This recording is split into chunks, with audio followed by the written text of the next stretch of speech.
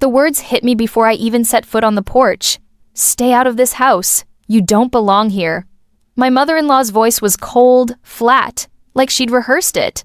She stood in the doorway with her arms spread wide, as if her body alone could bar me from stepping inside. My father-in-law loomed just behind her, silent but smug, his chin tilted upward like a judge ready to hand down a sentence. I froze at the bottom of the steps, grocery bags biting into my palms. Eggs, bread, rosemary, a bottle of wine, the makings of a dinner I'd been planning all week. The weight in my hands was nothing compared to the weight of those words. For a moment, I thought I must have misheard. This was my home, the paint on the walls, the furniture inside, even the welcome mat she was standing on. I had picked every piece. Every corner held a memory of late nights, long hours, and sacrifices that had gotten me here. And yet, standing in front of me, they dismissed all of it as if I were just an unwanted guest. "My name is Rachel," I said, my voice steadier than I felt. "I live here." My father-in-law narrowed his eyes. "This is our son's house," he said firmly. "You need to remember your place." Their confidence might have rattled someone else, but not me. Not anymore.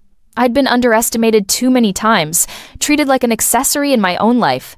I wasn't about to let it happen again. Not here, not now. I glanced past them into the hallway. Sunlight spilled across the hardwood floors I had paid for, the ones I'd chosen after weeks of hunting through samples. My grandmother's quilt, my quilt was folded neatly on the sofa, the one I'd hauled in after moving day. Every detail in that house bore my fingerprints. None of it was theirs. I didn't argue. I didn't raise my voice. Instead, I slowly set the grocery bags down on the porch. My hand slid into my tote, fingers brushing the edge of the envelope I'd carried for weeks. It wasn't heavy, but it held more weight than anything else in that house.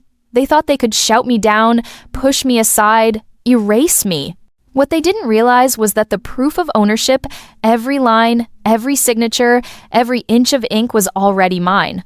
When I first met my husband, I thought I'd gained more than a partner. I thought I'd gained a family. He was kind, attentive, the sort of man who remembered the way I took my coffee and who once drove 2 hours just to bring me soup when I was sick.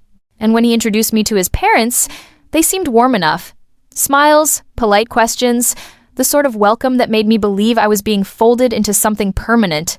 But warmth can be a mask. Over time, theirs slipped. My mother-in-law began with little comments, nothing anyone else would notice. "Oh, you cook like that?" she'd say with a raised brow. "In our family, we do it differently." My father-in-law asked what I did for work, and when I explained, his response was always the same. "That doesn't sound like real work." They'd laugh afterward, brushing it off as harmless teasing, but each remark chipped a little deeper. Still, I tried. God, I tried. I hosted dinners, remembered birthdays, volunteered to plan gatherings. I showed up with gifts, desserts, open hands.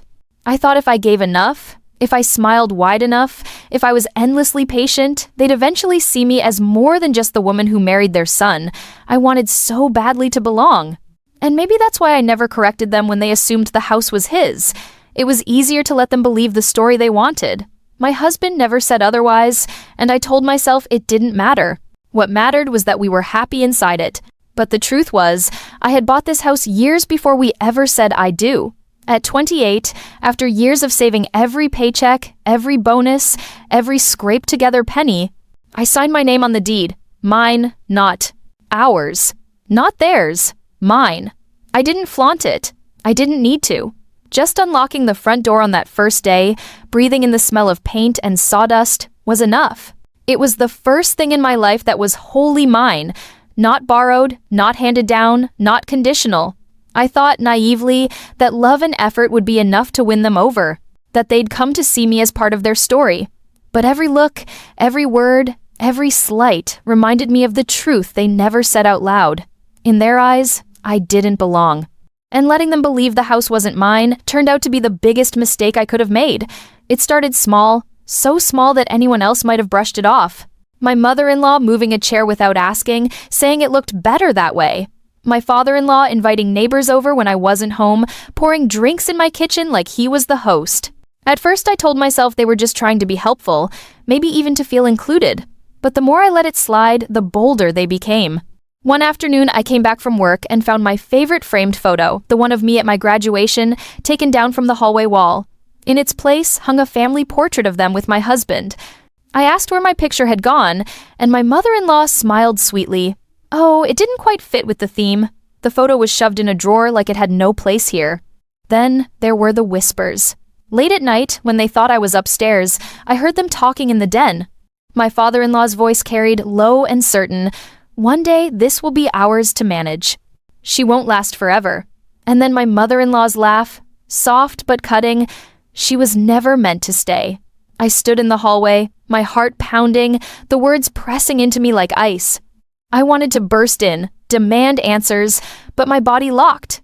Instead, I carried that sound to bed, letting it coil in my chest. When I told my husband, he brushed it off with a tired smile. "They don't mean it like that," he said. "They just think of the house as part of the family." Part of the family, except I wasn't family, not to them. I was temporary, disposable, a guest in a place that I had built for myself long before they ever set foot inside. From then on, I noticed everything. The way my belongings disappeared from common spaces, tucked away like clutter. The way they referred to the living room as ours, the kitchen as the family's, but never once as mine.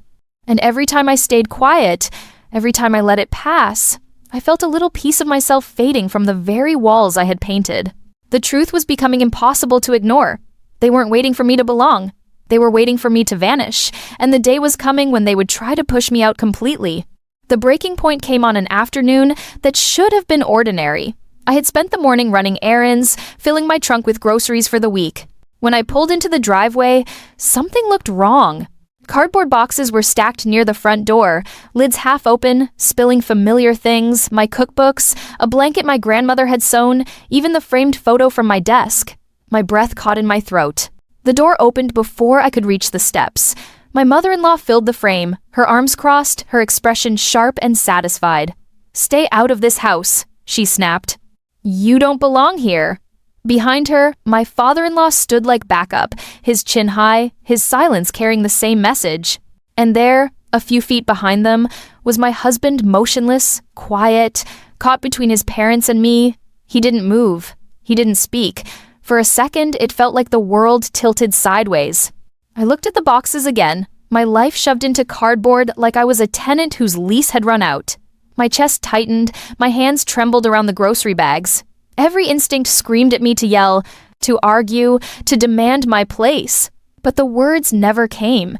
Instead, something else settled in me, something colder, steadier. I set the bags down gently on the porch, straightened, and met her eyes. I didn't cry. I didn't beg.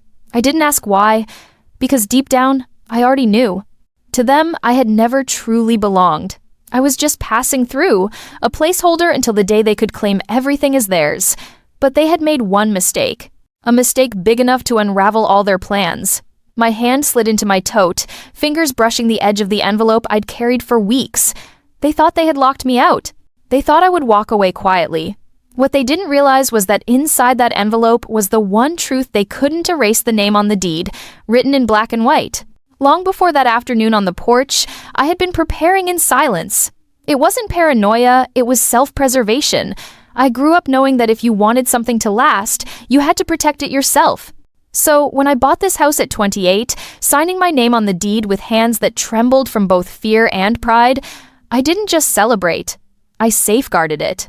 I consulted a lawyer friend, asked every tedious question about property rights, about ownership, about what it meant that the house was mine and mine alone. I filed the papers neatly, tucked certified copies away in a safety deposit box, kept another in my home office, and carried one clean, folded copy in an envelope whenever the tension with my in-laws grew thick. Maybe part of me always knew this day would come. I never flaunted it. I didn't hang the deed on the wall or remind my husband whose signature had made this life possible. I wanted peace, not points.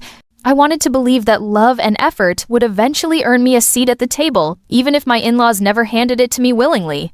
But with every sidelong remark, every item of mine that disappeared from the living room, every time they referred to this house as our son's home, my silence became less about peace and more about survival.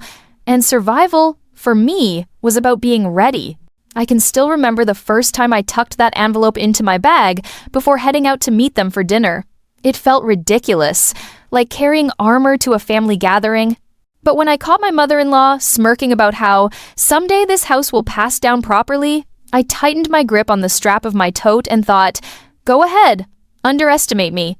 So when they finally crossed the line, when I came home to boxes filled with my life and voices telling me I didn't belong, I wasn't caught off guard. I was calm, almost unnervingly so, because I knew I had already won. The proof was mine. The house was mine. The power was mine. They thought years of silence meant weakness. They mistook patience for surrender. What they never understood was that while they were plotting their takeover, I had already built my fortress not with bricks, but with ink and paper.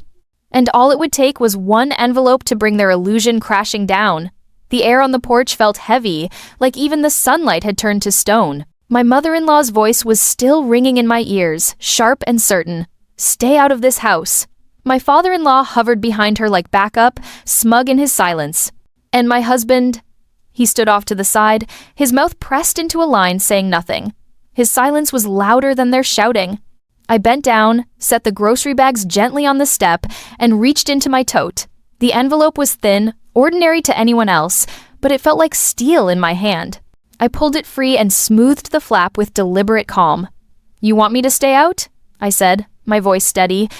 Then maybe you should see who this house actually belongs to.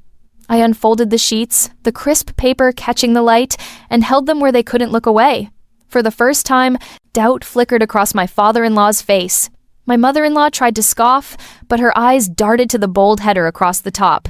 This, I continued, is the property deed. Do you know what a deed says? It says who owns this house, whose name is written in black and white. The silence that followed was thick enough to choke on. I read my name out loud, clear and final, every letter cutting through the air like a bell. The change in them was instant. The arrogance drained from my father-in-law's posture, his arms dropping uselessly to his sides. My mother-in-law's lips trembled, her hands tightening on the frame of the door as if the wood might hold her up. Their certainty cracked wide open, and for once, they had no words. I lowered the papers slowly and pressed them against my chest.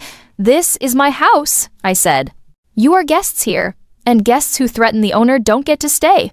My husband shifted uncomfortably, his eyes flicking from the deed to his parents, realizing the truth he'd ignored for too long. The neighbors across the street had paused their yard work, watching. One of my cousins, who'd been dropping something off, lingered near the driveway, phone in hand. My in-laws must have noticed too, because the humiliation on their faces deepened. This wasn't just between us anymore, it was public. I slid the deed back into the envelope, tucked it into my bag, and picked up my groceries. Without another word, I stepped past them into the house. My house. The door closed behind me with a solid click, leaving them on the porch in the cold. They wanted me out. Instead, they were the ones left standing outside, staring at a door they no longer had the power to open. The days that followed were quiet in a way I hadn't felt in years. No more unannounced visits. No more passive-aggressive comments echoing in the hallways. The phone, once buzzing with suggestions and little demands, stayed still on the counter. My in-laws disappeared into silence, the same silence they had once tried to bury me under. At first, I kept waiting for the next blow for them to show up with another tactic, another way to try to claim what was never theirs. But nothing came. They knew. That envelope, those papers, had ended the argument before it even began. My husband struggled the most. He paced the kitchen at night, guilt written all over his face. For so long he had been caught in their shadow, trying to please everyone, pretending not to notice the way they chipped at me. Now, he couldn't pretend anymore. The truth was printed in black and white, and it had forced him to choose where he stood. Slowly, painfully, he began to see what I had lived with all along. What surprised me were the quiet affirmations that came from others. A neighbor stopped me at the mailbox and said, "Good for you. It's about time someone put them in their place." A cousin texted later, "I've never seen anyone stand up to them like that.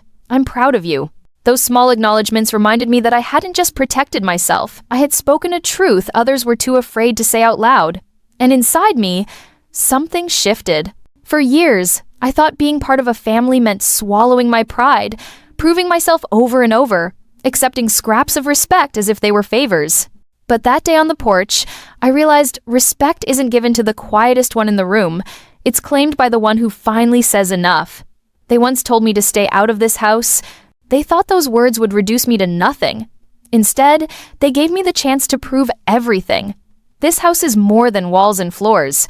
It's my independence, my hard work, my name inked on a deed they will never erase. They lost the battle the moment I stopped asking to be let in. And now, every time I turn the key in the lock, I'm reminded of the truth they can't change.